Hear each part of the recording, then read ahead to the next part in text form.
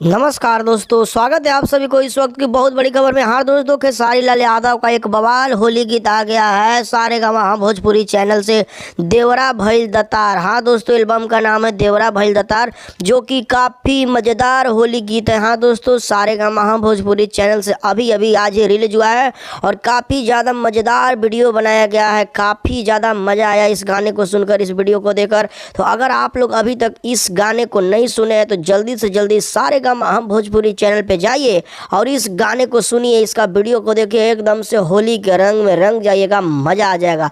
देवरा भइल दतार एल्बम का नाम है। जैसा एल्बम का नाम है वैसा बवाल गाना भी है और काफ़ी ज़्यादा लोग इस गाने को प्यार कर रहे हैं, काफ़ी ज़्यादा लोग सपोर्ट कर रहे हैं। तो अगर अभी तक आप लोग इस गाने को नहीं सुने हैं, वीडियो को नहीं देखे हैं, तो जल्दी से जल्दी सारेगामा भोजपुरी चैनल पे जाइए और इस गाने का एंजॉय कीजिए। होली का रंग में रंग जाइए खेसारी लाल यादव के इस गाने के संग में।